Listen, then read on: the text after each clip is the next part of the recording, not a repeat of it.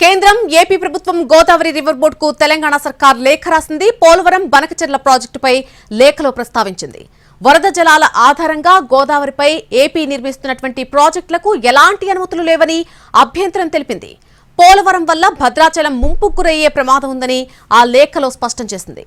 నీటి వాటాలు తేలే వరకు బనకచెర్ల పనులు ఆపాలని లేఖలో పేర్కొంది తెలంగాణ సర్కార్. కేంద్రం ఏపీ ప్రభుత్వం గోదావరి రివర్ బోర్డులకు తెలంగాణ సర్కార్ ఒక లేఖ రాసింది. పోలవరం బనకచెర్ల ప్రాజెక్టుకు సంబంధించి ఆ లేఖలో ప్రస్తావించింది.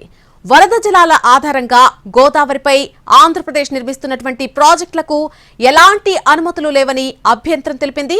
అలాగే పోలవరం వల్ల భద్రాచలం ముంపుకు గురయ్యే ప్రమాదం కూడా ఉందని ఆ లేఖలో స్పష్టం చేసింది. నీటి వాటాలు తేలే వరకు బనకచెర్ల పనులు ఆపేయాలంటూ ఆ లేఖలో పేర్కొంది తెలంగాణ ప్రభుత్వం.